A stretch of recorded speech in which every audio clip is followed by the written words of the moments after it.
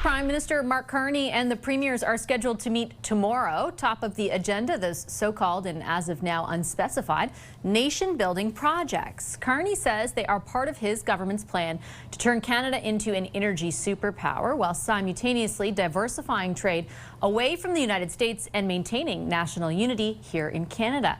We've got two former premiers here to dig into that very light agenda. Kathleen Wynne served as Premier of Ontario from 2013 to 2018, and Jason Kenney served as Premier of Alberta from 2019 to 2022. Hello to both of you. A real pleasure to welcome you to the program. Thank you for making the time. Hi, Vashi. Hi, Jason. So before we get into the dynamics of the Premier's meeting, I did want to get each of you to weigh in, if you don't mind, on the court decision, sort of the evolution of what happened this week with tariffs in particular. They're of great interest to the country as a whole, but provinces on an individual basis as well. Mr. Kenney, I'll start with you. Is it a good sign that there is this kind of pushback that had at least some level of success? Oh, absolutely. It was a unanimous decision of that tribunal, including a Trump appointee, and it was brought by right-wing American free market pro-trade lawyers, Republicans. So this is not like he always tries to frame losses in the judiciary as some kind of a political agenda. This was simply the black letter law, which says essentially that Congress alone has the right to impose tariffs. Except in the most extraordinary national emergencies, and they didn't find evidence that those criteria were met. So, look, we don't know where this is going to go yet at the appellate courts, but it's certainly a good start. How do you think it might inform, Ms. Wynne, Canada's strategy as we embark on the discussions that we know are taking place very quietly, but nevertheless taking place in the hopes of some sort of framework between our two countries?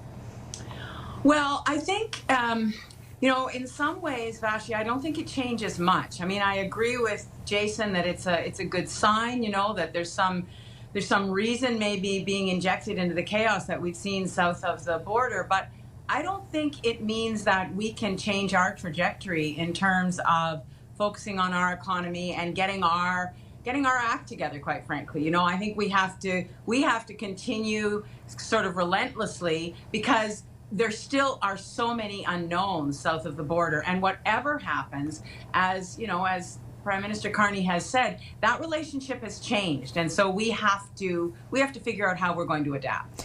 I like the way, Mr. Kenney, that Ms. Wynne put it, getting our act together, because if there's one sort of easy way to define, I think, the context around this meeting between the premiers and the Prime Minister, it's that one phrase.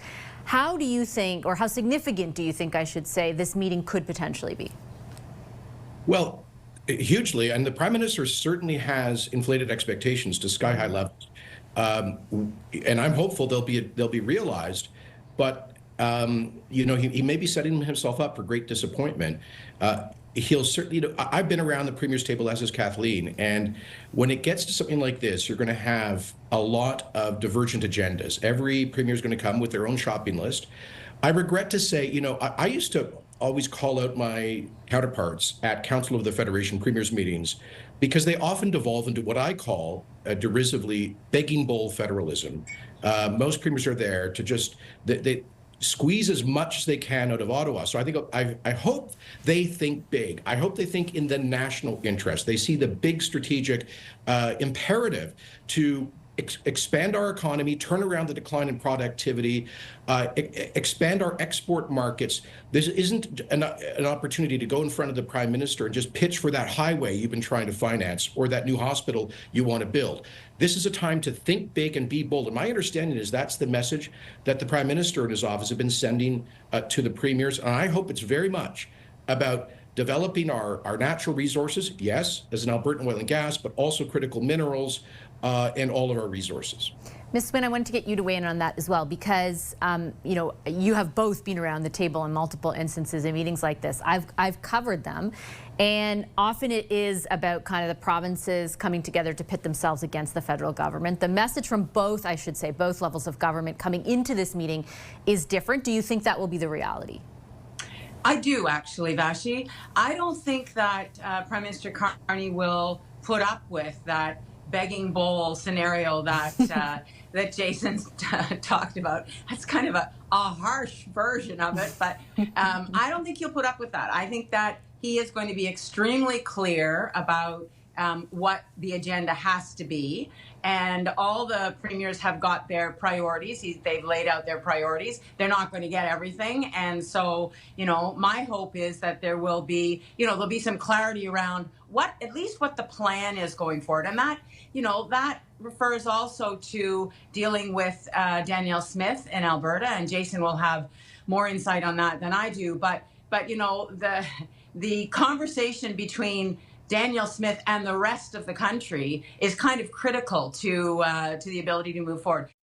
Let me just follow up with you with that and actually swing it over to another big topic, which is sort of similar but not. And Ms. Wynne, I'll get you first, and then Mr. Kenney, and that is around reducing barriers between the provinces. The federal government says they're going to introduce legislation to reduce the federal barriers that exist for interprovincial trade, but the provinces, some are making deals, some have not yet reached that level. I think many Canadians are wondering why it's taken this long to even get to this point. You, of course, both led provinces for a while and had some movement on that, but not necessarily as a whole country. Ms. Wynne, why do you think that's the case? Well, I think that, there are devils in the details that are going to come out, and we've already seen in the last few weeks, Vashi, where some of the maritime provinces are saying, well, wait a minute, yeah, we want to make sure that there's free movement, but we've got some standards here in terms of this profession. We want to make sure that they are the same. I think this is an important moment. However, I think that some of that will be washed away by the national imperative. And I think Prime Minister Carney is going to be very clear about that and push on those turf wars, whether it's BC wine and Niagara wine. I think that those are going to have to, those turf issues are going to have to become secondary because of the context of the moment that we're in. Do you think realistically, Mr. Kenney, they will? I mean, the federal government can say or pressure or do whatever they want, but they can't force provinces to make those changes. Well, I'm not so sure about that. 3 days after I became premier, I said to Prime Minister Trudeau in his office that I believe the government of Canada had constitutional superpowers, which it does, to ensure the economic union. And that I would invite a much more aggressive federal government in realizing the entire dream of Confederation, which is an economic union. My God, if they can do this in the 28 member states of the European Union, why can we not do so in the 10 provinces of the Canadian Federation?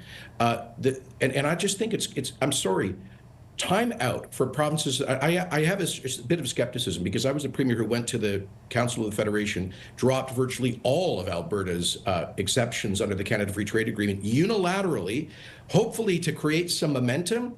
And there was almost no other province that stepped forward. I then brought in legislation automatically to recognize professional credentials from other provinces. Again, virtually no one's followed suit. So it's time for the premiers to put up or shut up. This is, again, the time to be bold. Let's, we had a sense of real urgency about 10 weeks ago because of the Trump threats. Let's not lose that. Let's grasp this opportunity. Let's not waste a good crisis. Okay, I'll leave it on that note. Mr. Kenney, Ms. Wynne, thank you very much for making the time. Really appreciate your insights today.